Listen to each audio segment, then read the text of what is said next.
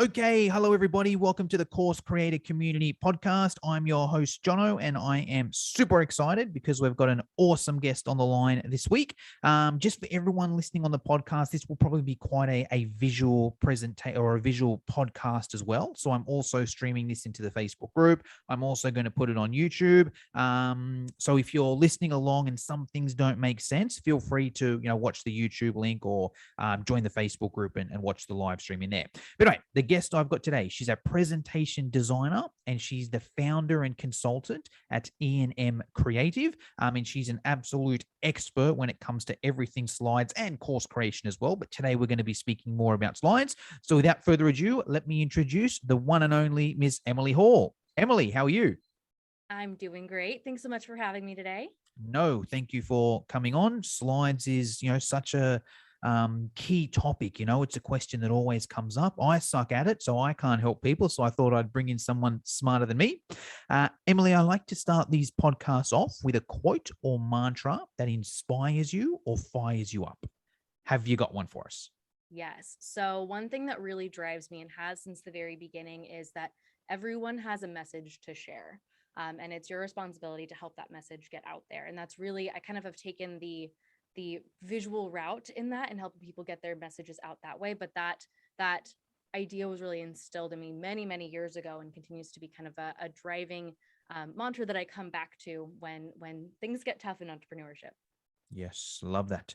Now, Emily, I've been following you for a while. I know exactly what it is you do. But for people watching, they don't know what it is you do. Can you give us a bit of background? Let us know what is it you do? How'd you get into it? Yeah, so I run a presentation and course design agency. So it started way back in the day a little bit. So back when I was in college, I actually studied public health. So basically, program development for creating initiatives that drive population level behavior change. So very similar to how courses are created today. So there's a lot of foundations in motivation psychology, building out these systems to help people get from point A to point B. After that, I ended up in the kind of the corporate side of healthcare. So I ended up on the communication side and I worked with these incredibly talented speakers. And one thing that I realized was they were, I mean, thought leaders in their industries, but they couldn't get their message across. They had great things to say and they would put things together the way that they had always done it and they would get up in front of the room. They were very charismatic. They were checking all the right boxes, but people were still checking their phones. People were still like Mhm. doodling and not paying attention and what was happening was that everything that they were saying was getting lost between what they were saying and what the audience was hearing. And what I realized, so I was responsible for putting together all the visuals and helping to kind of drive the strategy of these was I started tweaking some things. So I said, what if we just bring this into this millennium a little bit, bring it out of 1996, out of the early 2000s, and try some things that are working in other industries. So really taking a multidisciplinary approach to slide design. So bringing in what works in marketing, what works in communication design, what works in graphic design, how the brain takes in information, and really sort of honed in on what worked and what didn't. So there are actually a large amount of presentation design agencies throughout the world. So tapping into, what are they doing that's working? How can we kind of bring this into our company? And it worked. It was so cool. There was a massive shift in how it resonated, how all the content, what they were saying wasn't changing, but the fact that we were creating something that was visual and pleasing and unexpected, and it was small little changes, but just it dazzled people and it got them excited for it. And that excitement helped them to hold on to the information and helped us move the needle in whatever it was we were trying to do, whether it was a sales pitch, a stage presentation, a training or an education talk or whatever it was. So there was this massive shift in that, which was fantastic to see. So I did that for a while, sort of fell into freelancing because people that I had worked with, and it was a big national healthcare company. And I was creating everything at that point for people director level or above. I was creating all of their presentations, both internally and externally. So I sort of fell into it because people just started asking me to do it here and there. So this was probably 3 or 4 years ago. And I realized that there was a really big need for this. So I started working in construction and tech and startups and consulting and education. And there were all of these same problems that were happening everywhere. So I really dug into kind of the science of slide design and honed in on what are kind of the base things that we can change no matter what industry we're in, no matter what skill level we've got, to be able to help our audience understand our ideas. We've got great things to say, but if they aren't hearing it, we're just kind of talking to a brick wall. We're wasting that opportunity that we've been given to be in front of an audience. And so being able to kind of shift the mindset that way to say, not how do I have to suffer through building these slides at the last minute and then like ignore them or just read them or do all the things that we've kind of been taught to do, but how can I really leverage them as a tool to help me be more effective? And so being able to apply that, I moved sort of, like I said, fell into freelancing, kind of grew the corporate side of what I was doing. And then when COVID hit, really shifted into the online space. And I had been growing my, my own learning around instructional design. So really brought all these things together around course development, course design, and course delivery. So that's kind of what we do now. So we do done for you, we do done with you, everything from sticky notes to setup. It's pretty cool. Whatever our clients need, we come in and kind of help fill the gap. So that's on the entrepreneur side. And with corporate, we still do a lot of trainings, a lot of workshops, a lot of consulting to be able to help people, make an impact and get what they need to share out there in the world. Awesome. Love it. All right. Well, slide design. Let's get into it. I know this is your forte, Emily. I believe you've got a share screen. You're going to share your screen and get into it. Perfect. Awesome. Perfect. And All just right. while you're doing that, if anyone's jumping on Facebook now and watching, just make sure to hit the like button. Emily's got a couple freebies as well when it comes to slide design, like a checklist of what you should include, and also like a slide planner. So if you're interested in that, just comment freebie down below. And Emily does this as a service as well. So if you're watching this, listening to this, and you're like, this is great, but I'm never going to be able to do it, you can hire Emily and she can do it for you. I'll make sure I tag her in this. And if you're listening on the podcast, I'll put her, her details down there. So, all right, I'm going to hand it over to you, Emily. All right. Perfect. Thank you so much. All right. So we are going to tackle a few main things today. So we're going to tackle why we hate slides so much. So really understanding why we as professionals, we as humans, we as course creators don't really like to use slides. What is it about it that when someone tells you you have to be in a presentation, you just like internally cringe and just really hate it? Why does that happen? How have we gotten here? Because really understanding that journey helps us to figure out how we can go forward in a different way. Then we're going to look at how can we use modern slide design to go forward in a way that is easy and accessible and doesn't create like a whole lot of extra work, but it increases our effectiveness. Then how can we systemize that so that we're more efficient in the long term, and within our organization? So if you've got a team of people, how can you systemize that so that your whole team can help you? A lot of people create slides for themselves, but a lot of people have, an assistant or a VA or a marketing manager that helps to put those together. So how can you create a kind of a standardized system to be able to share that responsibility and still get the same results? So first, digging into why we hate slides so much. It comes down to 3 reasons, and these are completely understandable, and it's not anybody's fault. It's just how we've gotten here. The first is how our brains work. So our brains are actually not hardwired to take in slides in like a bullet point format. That's not how it works. We can only actually focus on a few things at once. So if we're trying to focus on a speaker and trying to read what's happening, we're only going to do one. What happens, it's called cognitive load. So it overloads how much our brain can handle at once, and we're forced to choose. And often we choose the one that is easiest and fastest, which, fun fact, we can read faster than we can listen. So that's where you end up with that issue. Depends on the The person second as well, piece, like I'm not that easy on the eyes, so if I'm the presentation, someone's going, oh, I don't want to look at this guy, let me look at the presentation. That's nicer. But maybe someone like yourself, Emily, it might be nicer to look at you than the slides.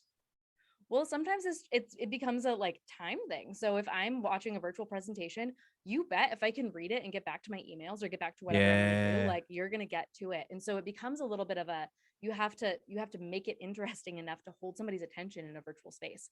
In Right. person, it's a little bit different, but when we're building online courses, we're asking people to give up their time and their resources in their day to be able to focus on us. And so making the most of that and really holding that attention, we'll get into that too, is a really important tool to be able to leverage so that we're getting those course completion rates that we want. So the second thing is the tools that we've been given. So back in the late 80s, Microsoft decided that PowerPoint templates were going to look a certain way, and they suck. It's a bullet. It's like a design swoopty at the top. It's a whole bunch of footers. There might be a picture, maybe not. Doesn't really matter. The templates that we've been given really drive how we use slides. They tell us this is what you should be doing. It kind of creates this idea of a standard in our head, but those weren't created with how the brain takes in information. So it wasn't created with knowing that, our slides need to reinforce those ideas and need to not compete with us as a speaker. They're often designed as a substitution for a speaker. And so knowing how to leverage those tools in the right way takes some unlearning. And it's just part of practice. And whether you're building slides in PowerPoint or Keynote or Canva or Google Slides, they all tend to, there's no software that's right or wrong. They just tend to drive you towards functions that they're really good at. So Canva's templates are really pretty and have lots of colors and lots of extra things. Does that really help you understand what's happening? Not really, but it allows you to use their tools.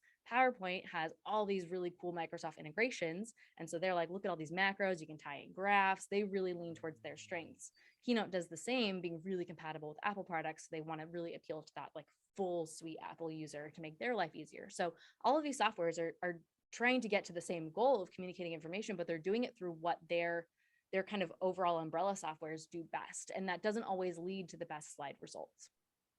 The third thing is our training. So there's really no standardized training that anybody has gone through around building out presentations. It's not something that is taught in most education, systems. It's something that is just sort of expected that you learn on the job. So depending where you start in your career, how you grow in that, who are your mentors, who's giving you feedback, that's going to really shape what you think is right or wrong around slides and what tools you know how to use and how you feel confident in it. And there are a lot of things that are really accepted as standard. I have a lot of friends that are in the engineering field, and they physically have to have certain things on slides for, legal reasons, for disclosure reasons, for confidentiality. And that's okay. But figuring out how to leverage that and still not compromise the visual communication aspect of their slides is a tricky line that they have to walk. But we just don't know. Like, we don't know another way to build slides. There's not really a lot of resources. It gets really tough. You can learn how to write a professional email, and there are standards around that, but there are really no standards around how to put together a professional presentation, even though we sit through like a bajillion of them all the time. And as course creators, we want something that represents our brand and represents, the experience that we're trying to create for our students, so that we are elevated as an expert and we create that authority. And whether you're just starting out and slides are, something that is like so far down the road, you're not even quite there yet, or that's the next thing on your list, knowing that it's okay that you might not have the knowledge to be able to do exactly what you want to do, but that knowledge is out there. It doesn't mean that you have to kind of rely on those old habits. There are ways to make it beautiful, the way that you make other things in your business beautiful and other things in your courses. So the next thing that we're going to look at is how to use modern slide design. So this is a really, really fun one. So there are essentially kind of these old and new rules that I really like to unpack. Again, looking at a little bit of that journey, but digging into the actual slide application level. So the first kind of old rule is that slide count is a unit of time. So if anyone has ever talked to somebody who's building a slide, if you ever ask somebody how long their presentation is and they respond with like, oh, it's 5 slides, or it's 8 slides, or it's 3 slides, or it's 10, they expect you to know what that means. So we've adopted through, this really standardized template format, we've adopted this amount of the kind of this cadence of what slides are supposed to be. So if somebody has a specific style and they know that a slide takes them 6 minutes to go through, which, fun fact, that's a really long time. You probably shouldn't do that. That's in their head, but that's not standard. And so when we try to communicate that, it doesn't necessarily resonate the same way. The other thing is we shouldn't have that much on our slides, and we'll get into why that is, but slide count is not a unit of time. So the first thing I want you to do is just kind of untwist that piece of it here. Slide count has nothing to do with how long your presentation is or how much information you're covering. It's about how many slides do you need to communicate what it is you want? How much does it take to build that idea and to walk your audience through that journey? So instead, we want to look at one idea per slide. And this can be, a broad, big, complicated idea, but we want to deliver it in one piece at a time. So we want to look at slides as a billboard, and we'll get into how to do that, but we want to look at building slides that are not necessarily full of so much stuff, but really are separated out to be able to drip out these new ideas to our audience at the same time, so that they stay engaged with us as we're delivering it. So they really become that visual reinforcement of what we're saying. The second thing that happens is that a lot of times presentations include all of the extras, and these are fairly unnecessary for people to understand things. What happens is they become white noise. They become extra things that are cutting into our designed space that we can use, and they become distracting, and they essentially become things that our audience is trying to look at when we want them to be listening to us and looking at kind of the main ideas that we're sharing. So some of the really common things that we see in presentations, and this isn't a PowerPoint, but you see these same types of things in Canva templates, in Keynote templates, and Google Slide templates. These are pretty universal. Is you see these like big headers at the top. You see these big kind of swoopy design things. They're not super necessary. Look at how much space this takes up. And it's really not adding anything. So we want to make sure that everything that's on the slide is adding to our audience comprehension of what we're sharing. And if it's not, it can come away. Footers there are some instances where it is helpful to have footers if you're citing your sources, or if you have some legal disclaimer that needs to be on there. But overall, having a footer that says the presentation type or has the module and the lesson and things like that, that isn't super necessary. Your audience doesn't need to be reading that over and over again. They should know why they're there. If they don't know why they're there, they should be able to get that information in other places. So really thinking about in kind of the whole, audience experience ecosystem that you're creating, where might they be getting this information so that you don't have to include it here when it's going to be a distraction moment. Your logo doesn't have to be on every slide. Again, this is one that just is, they should get it. You can have logos kind of at the beginning, like I have mine at the beginning and I have it at the end. You can sprinkle it at really key points throughout, but it becomes something unnecessary and it becomes white noise. The date you can have, but in courses, we don't really want to date ourselves. We don't really want to say like, this is from 3 years ago. Here, look at that. That's not really great. And so being able to pull that out allows our audience to imagine that it's in real time. It kind of breaks that charade a little bit, so that they're in the moment with us and they're focusing on that. They're not focusing on when this might have been created, or if you do have it, can be tricky, especially if you're taking course content and you're bringing it into a stage presentation or into a masterclass or into something else where you're teaching, a piece of it. Having the date on there and then reusing it, especially if you have a content recycling system where you deliver presentations on different things, having dates that don't match or having ones that are outdated, it just becomes a really uncomfortable distraction thing for your audience. So just leaving that off completely is totally fine. Your audience should know the date. They've got ways to get it. The last thing I want to talk about is page numbers. So page numbers, if we are using the one that we just talked about, where we're not looking at slide count as a unit of time, we're looking at it as, one idea per slide, page numbers become a little bit of a problem, because if you have, a 30-minute presentation that has 40 slides, if your audience is 20 minutes in, they see that you're on slide 35, they're going to be real confused. Like, oh my gosh, this is going to go on forever. And the inverse is true, is if you have too much on one slide, or if you have one slide that just has a whole bunch of animations and builds and has a whole bunch of stuff that you never actually click through very often, your audience is going to get really frustrated that it's been 15 minutes and you're only on slide 4. And like, oh my gosh, I'm going to be here forever. So we really don't need our audience to know what the page number is in the presentation format itself. If we want them to know what the page numbers are, if we want like kind of a printable version of our slides, you can add page numbers onto those. That's a lot of the time that people, will justify having that, but it's not necessary in a course. It's not necessary in any of that, because your audience just doesn't care. It's not helpful to the message that you're sharing. So the new rule that we want to kind of keep in mind is that less is more. We want to think about what is the core idea that we want to communicate? What is the minimum required to communicate those relationships? And then leave it at that. Let it breathe, let it be on its own, let it stand, so that your audience is only looking at this main idea. So if you look at it, this is the same concept as the one before. It's a title with a comparison. This actually even has another little kind of like moment at the bottom, but it's much cleaner. It's much easier to look at, and your eye knows exactly where to go. Yeah. So the next one is bullet points. Who here is guilty of bullet points? Who uses bullet points all the time? Yep. Because we just like think we're supposed to, right? And have you ever tried to like Google how many words should be in a bullet point, like figuring out like what are the parameters? Yeah, I've tried that. How far can I get away with this? Yeah. So it gets really tricky, because our audience will end up reading what we're saying. So if we're reading bullet points, our audience can read faster than we can speak.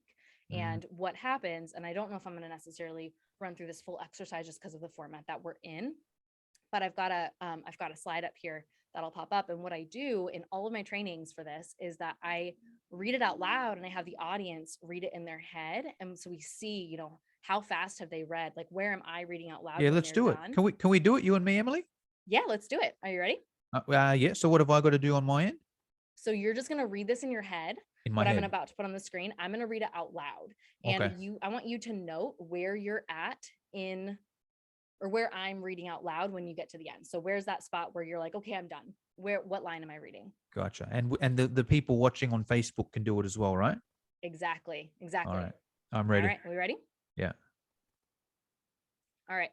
I'm going to write out a ton of bullet points for you to read, and you need to tell me if you like this or if your eyes are tired and you're bored immediately. Statistically, we can read faster than we can talk. That means that the audience can read faster than the presenter. So by the time I'm done reading my slide out loud to you, you're way past done reading it to yourself. So you're done reading the slide, and now you're just sitting there waiting for me to read out loud what you've already read. I may elaborate on a few points here or there, but overall, it's the same information being delivered. About this time, you're probably ready to check your phone or email. It's irritating and frustrating to not have to wait for me to catch up. Also, who decided it was okay to fill up an entire slide with words? That's just ridiculous, yet we keep doing it. All right. So where about were you? Which bullet point? You know what? I had to keep up with you. That could be a couple things though. I think you talk fast. I don't know if anyone else finds this, a comment below and let us know. Like, I think you talk fast, but I don't think I have the mental capacity to go further. It was getting confusing. You know, it was like, Mhm. if I try and go ahead, now my brain's going to be here and there. So I actually went the same time as you. I'm not sure if Yeah. is that different to most people, is it? It's probably about 10 to 15% of people, because Okay. your brain has decided that it's going to prioritize me Yeah. over reading. And so that Yeah. just becomes the choice that kind of you made. But most people, if they end up trying to tune me out and reading it, they'll end up about in the third bullet point. So it's about halfway. So if, and also if I'm reading it a little bit slower. Um, but this is one that gets really tricky, because this is like a really common way to consume information in slides. And Mm. so when we have, and this is a little bit of an exaggeration, but when we have all sorts of big sentences that are stretched out like this, our audience has to choose. And that's really the point I like to illustrate here, is that you can't really do both. So either the Mhm. audience is going to be reading it and they are going to, get halfway and then stop paying attention and they've disengaged. And in an online course, when they're at their house or they're on their phone, they're on their, on their tablet or they're wherever, and they disengage, that's a moment for them to pay attention to something else. And then somehow you have to re-engage them. And so it just makes your job more difficult. If they choose to listen to you, then you don't need to have slides. What's the point? They're not doing anything at that point. Mm. And so those are kind of the two sides of this that make it really tricky, with how we've kind of traditionally done presentations. So the way that we want to look at it going forward is thinking about this in much more of a visual perspective, and acknowledging that we want to have a little bit more of a visual presence with our slides. So our audience can think a lot faster than we can speak, generally speaking. So Except for you, right? You're acknowledge the exception. They can't think as I'm the fast as you exception. can. I talk real fast. You're like keeping up with me. But this is pretty much how it goes. So if you've got slides that talk about everything that you're doing, and your audience is trying to get through it the fastest because they've got kids screaming or somebody's at the door, the dog's barking, you need to have something that helps them pay attention to you and holds their attention. And so when you're creating a situation where it's easy for them to make a choice in either direction, they're going to choose the path of least resistance, which is usually just reading it. And so making sure, and that loses an opportunity for you to be able to connect through your words and through your voice, and to build that moment as a credible resource, as a credible guide through your online course to your students. So it really takes away that spotlight from you and the opportunity that you are trying to create for yourself, with them. So the next piece, this is a fun one. This is how we often put slides together. Yeah. We kind of will like fire hose all of the detail onto one thing. So we're like, perfect, I've got these graphs, I've got this data, this is how we want to show it. The trick with this is that our audience can't necessarily know what insight we want them to get from it. So we Yeah. come in knowing that we've got this expertise, we've got this credibility. Our audience doesn't have that. We know that as course creators, we really have to get back to that beginner level and bring them through this learning journey.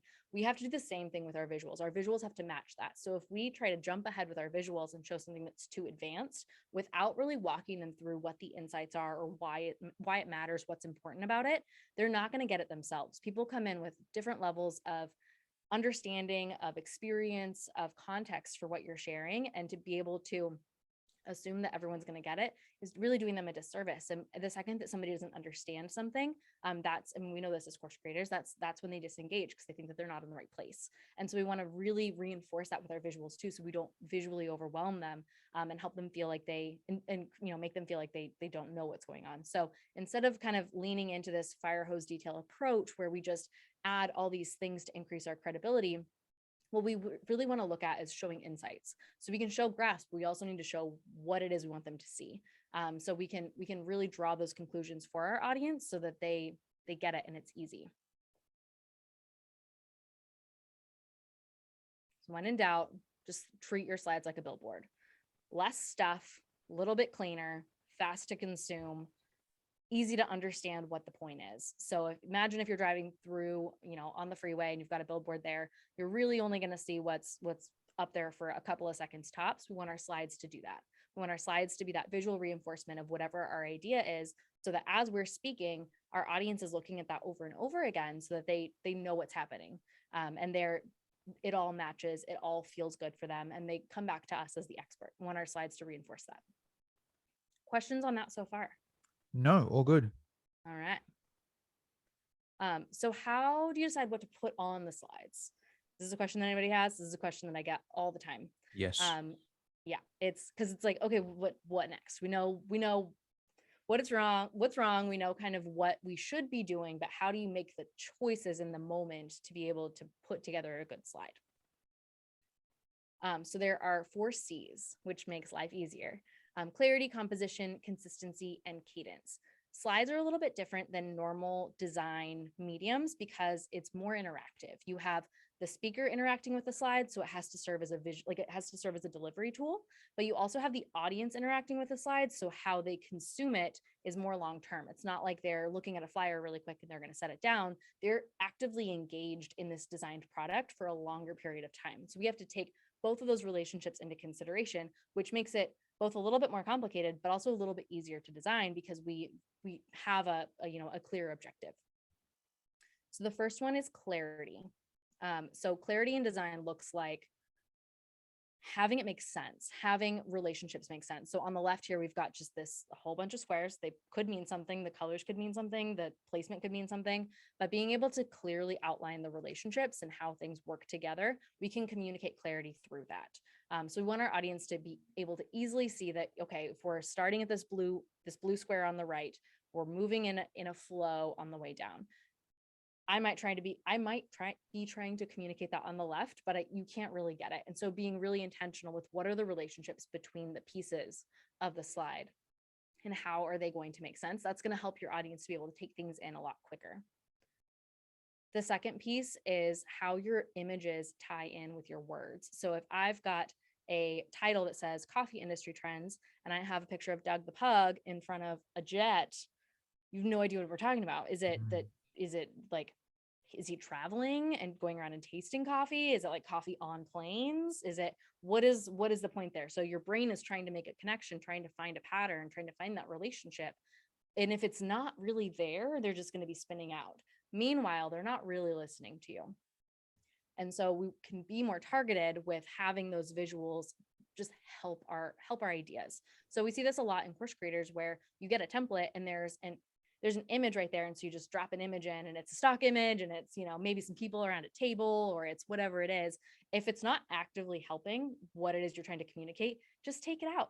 You don't really need to have it. If it's going to create a moment of confusion, don't even worry about it. So really want to prioritize clarity above all else. So the next piece is composition. Composition is a fun one. Because we want our slides to be quick and easy for our audience's brains to understand. I don't know if you've noticed there's a theme with that. We want it to be simple and accessible, and we want their eye to be able to follow it easily. So when we're looking at this, we can look to graphic design principles. So we can bring in things like alignment and balance and contrast and proximity. And we can go super deep on these, but we're not going to today. But we can leverage these principles of graphic design to help us communicate and put together, a well-composed presentation, well-composed slide while prioritizing that, we want to have less is more. We're really trying to capture the essence of an idea. And so we can bring in all these different tools to be able to help us communicate those relationships and help us to create those moments of focus, or draw attention to certain things. There are all sorts of really great tools within the field of graphic design that we can bring into presentations specifically, even though there are those more complex relationships between the speaker and the audience. So the third one is consistency. So this is a lot, right? Like, I've had a very clean color palette, and all of a sudden we've gone to this like rainbow gradient with this weird font. Having a really consistent visual palette helps with professionalism, and it helps with cohesiveness, and it helps to not just like hurt your audience's eyes. Like, I don't know about you, but like that hurt my eyes a little bit. And then Yeah. I'm still kind of seeing spots. Like, we don't want to create moments where our audience has to have a really jarring moment. We I can almost had a use migraine after that slide. Right? Like, it's Yeah. rough. It's rough. Mm. But, if you have a bold color palette, it can seem natural to include those really bold colors. And so the trick with that is using them very consistently. So giving every color, or giving every, font, giving every design element a job to do, and then applying that consistently helps you to not overload certain things. So I can use, this dark green as an accent. I can use, this bold font for statements, and I've got another font. So there are different things that you can do to help kind of easily navigate that. But the trick is keeping that consistent between all of your slides in your whole course. That is really helpful to create a more branded experience, so that your audience, when they're engaging with you in social media or in these other places where they're coming into your course funnel and they ultimately decide to purchase from you, it feels like they're still in the same place. It still feels like your personality, but just the presentation version of it that is really clean and helps kind of prioritize that information. So the last one I'm going to look at is cadence. And so cadence is a really, really fun one to help make your life easier as a presenter. So when we look at animations, those are the things that happen within slides. So PowerPoint is great with this. Keynote's pretty good at it. Canva's getting a lot better. And so depending on where you build your presentations, you can use animations to help information come out one at a time, so that Yeah, you I can love them. pace. Yeah, Yeah. yeah. Do you like using animations when you present? Yeah, I'm a huge animations fan. That's Yeah. why I like PowerPoint. I had to muck around on Canva and I'm like, where's the animations button on here? Yeah. It's Yeah. It's harder on Canva, right? It is harder. They don't have as many built-in things. They're moving that direction, which is great, but they're not quite there yet. They haven't had the Yeah. time that PowerPoint has had to really kind of evolve those functions. Yeah. But there are actually some ways that you can work around that. So we call it dupe and delete internally on my design team. And so you can so if you've got something and you want, a list to build on, say you have a list of Oh, I quick get you. statements, you Yeah. can Yeah. duplicate and then just delete the last one. And so it like, as you click Yeah. through, it adds another one that I way. So I there's use some that for my Instagram stories. same thing. That Yep. thing. Yeah. Yeah. Yeah. hmm Gotcha. That's smart. Yeah. So there's some ways Yeah. around it. That's basically all you can do. And depending on how you're presenting, it can look a little clunky, but there are ways to kind of give yourself that space to be able to set the cadence that you want within your presentation. The next one is your transition. So how you're transitioning between slides. In PowerPoint, there are the great thing about PowerPoint is that they are backwards compatible. So they have prioritized that over the years in their software development.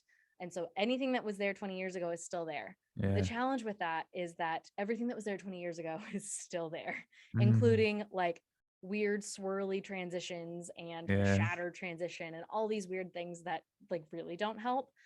So with transitions, it's best to keep it simple, best to keep it easy. I in PowerPoint use fade for pretty much everything, just Mm, because it's a little bit softer. It helps kind of the ideas move smoothly. But knowing how you're going to be transitioning and knowing that, you want to spend roughly a similar amount of time on each of your ideas, whether that's within animations or within the transitions of slides, is a really important thing to keep in mind, so that you can build that pattern and it helps you to deliver in a more natural, more easy cadence. So the last thing is click paste. So this is our time between slides. So we as speakers, we as humans like to create patterns. We like to find patterns. We love patterns. Our brains love them. We love to, we that's how we do our best. So when we're building out slides, if we build one slide that has like 15 things, and then we have one slide that has like two, our brain is going to naturally try and like speed through the one that has 15 and like expand out the one that has a little bit. And so building out, knowing how much depth you're going to go into on each of your slides, being able to build them out so you're spending roughly the same amount of time will help you to be able to kind of naturally find that sweet spot so that you're delivering in a way that's easy. And so at this point, I usually get asked, what is the ideal amount of time to be spent on a slide? And I think the official is like 3.4 seconds, which is ridiculous. And no Oh, one does it. 3.4 seconds Yeah, because it per should be like what slide. you're saying. Yeah, it's crazy, Wow. which is Okay. completely unrealistic. Yeah. I'm more like a But the trick is 3.4 minute guy. right. I mean, even that's a little bit much, but yeah, like Mm. finding that sweet spot. So I tell people, especially with online courses, anywhere between 30 seconds and a minute is a Yeah. great spot to be in. Yeah. And so that can help kind of guide you a little bit. And remember, that's just between your clicks, not necessarily between your slides. That can be within your animations, but having that. Oh, okay. No, that makes more sense. Yeah. So Okay. having that kind of ballpark cadence helps your audience to feel good about it. Because then if you're spending 30 seconds on, most of your chunks, and then you have one that goes on for like 6 minutes, they're going to be really confused. And Yeah. they're going to probably disengage because they'll be like, okay, I'm not doing this anymore. I thought we were going at a pace. Now we're not. It becomes something that is jarring. And so we want to make sure that that's consistent, both for us as a speaker and for our audience to be able to like stay with us. When you're feeling stuck, there are 3 really good ways that I like to kickstart creativity. One is batching your thinking. So this one is a great one because it helps you to be able to prioritize your creative. So a lot of times when we're creating slides, we're trying to generate new ideas, and we're trying to kind of critically think about doing them the best way. So batching those things, so generate your ideas out on paper first, and then be able to kind of get really technical with it in the software, helps to keep you in that flow state so you actually move faster. Another way is to change up your location, find a new spot that often triggers new ideas, or go for a drive. Do something that occupies your kind of front end conscious brain so that your subconscious can, inverse, like an autopilot task, so that your brain can kind of connect new ideas. Lots of good things happen that way.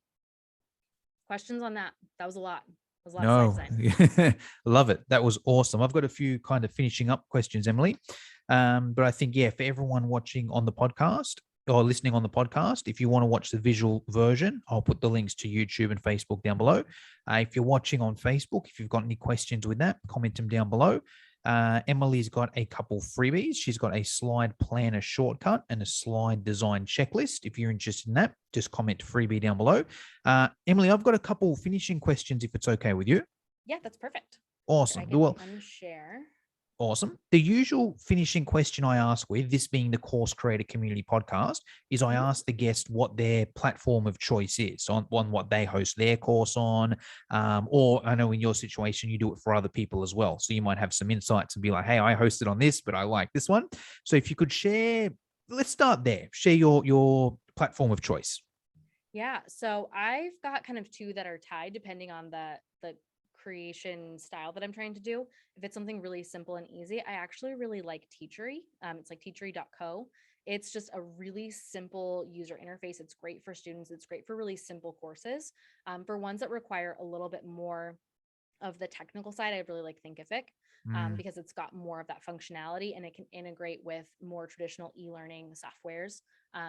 And so we can bring some of our more advanced e-learning builds into softwares like Thinkific and have kind of that best of both worlds, have that online course creator, business owner function with the sales pages and things like that, but have the back end functionality of a really high end e-learning experience. And so those are kind of the 2 that I like, depending on what a customer is looking for. But we build in all sorts of things. We build in Teachable and Kajabi and Podia and all of the things. We've been under the hood of all of them. But those are kind of the 2 that I find that people gravitate towards the most.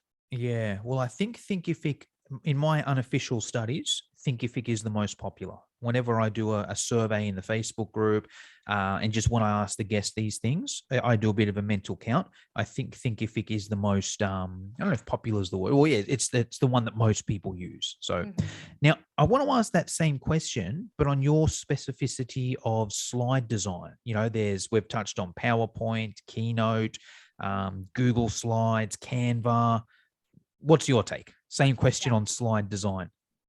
Yeah, so I build primarily in PowerPoint. So this was all in PowerPoint. Yes, me too. Because yep, it's got the functionality that I like. It's got the technical sides, the technical pieces that I like to be able to, execute my vision. But what I tell people a lot is if they want the ease of Canva, you can actually create in Canva and push it over to PowerPoint and add the technical Oh, how then. do you do that? You Canva save as has PowerPoint or a something? yeah, so if you have a presentation file in Canva open, you can hit share and you can hit share to PowerPoint. And so it'll push it Ah, to PowerPoint. Some things will get a little bit yeah, wonky, yeah, like yeah, fonts can get a little funky, so definitely yeah, double check everything. But that's kind of the best of both worlds, especially for online business owners who or course creators who the rest of their branding exists in Canva. It just makes life yeah, easier to not have to deal with that. And they've got some really great intuitive pieces, so it's easier to bring branding elements in, easy to bring colors and fonts and work in a platform that you're already in all the time for social and things like that. And so I have a lot of clients that we actually will build custom templates and we'll build them in both Canva and PowerPoint. So they can have that functionality, but then they can modify and push it over really easily.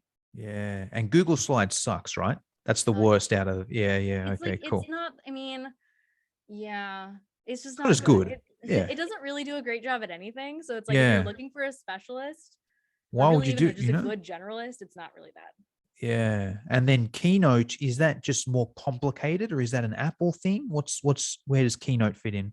Yeah, so Keynote is an Apple product, so you can only have it on Mac. So the great thing about PowerPoint is you can use it on Mac or PowerPoint, and I think you can Yeah, use it on Linux too, which is kind of the third leg of that, the third kind of big operating system. But Keynote, Keynote is fine. It's just like nothing. I don't know. We design in Keynote all the time, yeah, but it's always a little funky for me because the buttons are never where you think that they should be, and it just does yeah, things a little bit differently than PowerPoint does.